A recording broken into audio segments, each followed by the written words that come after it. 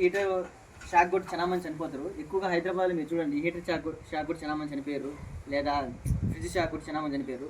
Heater వాడేటప్పుడు shock కొట్టకూడదంటే ఎలా జాగ్రత్త తీసుకోవాలో మీకు ఒకసారి చెప్తాను. ప్రస్తుతానికి మా హీటర్ అన్ని ప్రొటెక్షన్, అంటే మా హీటర్ని షాక్ రాకుండా ఎలాంటి జాగ్రత్త తీసుకోవాలని జాగ్రత్తలు తీసుకున్నాను.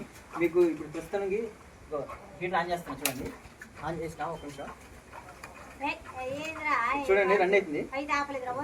ఇప్పుడు అంటే మీకు బయట తీసింది కాబట్టి పొగ వస్తుంది, చూడండి, అబ్జర్వ్ చేయండి. ఇప్పుడు పొగ వస్తుంది చూడండి, ఇందులో రావట్లేదు. అదే దేంట్లో పెట్టినా ఇక సౌండ్ మీకు వినిపిస్తుందా? ఇప్పుడు హీటర్ రన్ అవుతుంది. అయితే ఇప్పుడు రన్ అయ్యేటప్పుడు షాక్ రావద్దు, పిల్లగాళ్ళు కూడా మర్చిపోయి దాంట్లో షాక్ చేతులు పెడితే షాక్ రావద్దు. పిల్లగాళ్ళు మర్చిపోయి దాంట్లో చేతులు పెడితే షాక్ రావద్దు. అంటే నేను యూజ్ చేసిన ప్రొడక్షన్ మీరు కూడా యూజ్ చేయండి. అంటే బయట అందరికీ ఉంది, దాన్ని ఎలా కనెక్షన్ చేయాలో మీకు చెప్తాను. ఇప్పుడు ప్రస్తుతానికి మీ షాక్ ఏ విధంగా రాదో చూపెడతా చూడండి. ఇప్పుడు హీటర్ లేపుతున్నా, ఇప్పుడు కాలు కూడా కింద పెట్టినా. ఇప్పుడు చూడు హీటర్ దేంట్లో పెట్టినా, ఇక్కడ చూడు ఏళ్ళు పెట్టినా, కాలు కూడా కిందనే ఉన్నాయి, ఏళ్ళు పెడుతున్నా చూడండి. ఇప్పుడు షాక్ రాదు, షాక్ రాదు.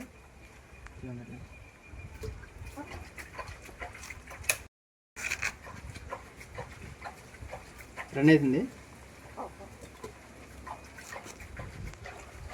అయితే ఇప్పుడు హీటర్ బంద్ చేసి నేను యూజ్ చేసిన ప్రొడక్షన్ ఏంటంటే బ్యాగ్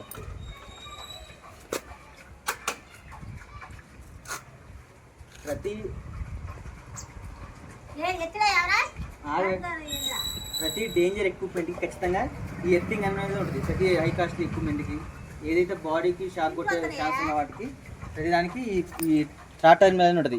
ఇది ఎర్త్ పాయింట్. ఇది ఈ వైర్ ద్వారా పోయి ప్రతి ఎక్విప్మెంట్కి బాడీ కనెక్ట్ అయ్యి ఉంటుంది. మీరు ఇలానే చూడండి, ఇలా మిక్సీకి ఉంటుంది, హీటర్కి ఉంటుంది, గీజర్కి ఉంటుంది, మన ఏసీకి ఉంటుంది.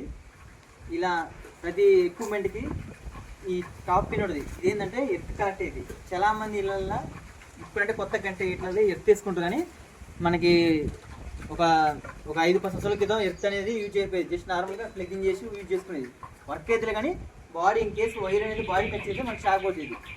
అయితే ఇలా మన పిల్లగాళ్ళు మర్చిపోయినా షాక్ రావద్దంటే ఈ ఎర్త్ అనేది ఈ పాయింట్ ద్వారా కనెక్ట్ అయ్యి ఎక్కడైనా ఏ విధంగా ఒక ఎర్త్ రాడ్ పెట్టుకొని దాని గ్రౌండ్ అయ్యే విధంగా చూసుకోవాలి. ప్లస్ దానికి ఇప్పుడు వాటర్ పోస్తుంటే కొంచెం తేమ ఉండేట్టు చూసుకోవాలి. దానివల్ల ఏంటంటే ఒకవేళ బాడీకి టచ్ అయినా దేని నుంచి ఈ పై టెర్మినల్ నుంచి ఆ బాడీకి వెళ్ళిపోద్ది పవర్ అనేది, మనకి షాక్ రాదు. ఒకవేళ షాక్ వస్తున్నా ఫెయిల్ అయినా, నార్మల్ డూప్లికేట్ ఎక్విప్మెంట్ అయినా మనకి షాక్ రాకుండా బాడీకి టచ్ అయిన పవర్ అనేది మొత్తం ఎత్తుకి వెళ్ళిపోద్ది, లో రెసిస్టెన్స్ పాత్కి వెళ్ళిపోద్ది, మనకి షాక్ రాకుండా ఉంటుంది. ఇంకోటి ఏంటంటే దీనివల్ల మన ఇలా ఫ్రిడ్జ్కి అయినా మీరు ఎప్పుడైనా చూడండి, ఫ్రిడ్జ్లో ఒక్కోసారి తీద్దాం ఉంటే షాక్ కూడా అనిపిస్తుంది. అట్లా కూడా ఈ ఎర్త్ ఫెయిల్ చేయడం వల్లనే షాక్ వస్తుంది. అట్లా ప్రతి ఎక్విప్మెంట్ ద్వారా ఈ టెర్మినల్ ఖచ్చితంగా గ్రౌండ్ చేసుకోవాలి. దాని ద్వారా మీకు ఎలాంటి షాక్ రాకుండా ఉంటుంది. ప్లస్ ఒకవేళ గ్రౌండ్ చేయని పరిస్థితులలో ఈఎల్సీబీ అని ఒక ప్లగ్ ఉంటుంది. మీకు ఇప్పుడు ఇక్కడ పైన ఇస్తున్న ఈఎల్సీబీ అనేది, ఆ ప్లగ్ని కొనండి. అది ఎప్పుడైతే దేనికి యూజ్ చేసుకునే కరెంట్ వరకు యూజ్ చేసుకుంటుంది. ఎప్పుడైతే మనిషికి షాక్ కొడుతుందో ఆటోమేటిక్ ట్రిప్ అయిపోతుంది. దాని ద్వారా మనం వెళ్ళి కొనచ్చు. చిన్నపిల్లగాళ్ళు చాలా జాగ్రత్తగా ఉన్నది. ప్రతి సంవత్సరం ఎలక్ట్రికల్ హీటర్ వింటర్ వచ్చిందంటే చాలు చాలామంది హీటర్ గీజర్ ద్వారా షాక్ కొట్టి చాలా మంది చనిపోతారు. ఈఎల్సీబీ అంటే ఎర్త్ లీకేజ్ సర్క్యూట్ బ్రేకర్.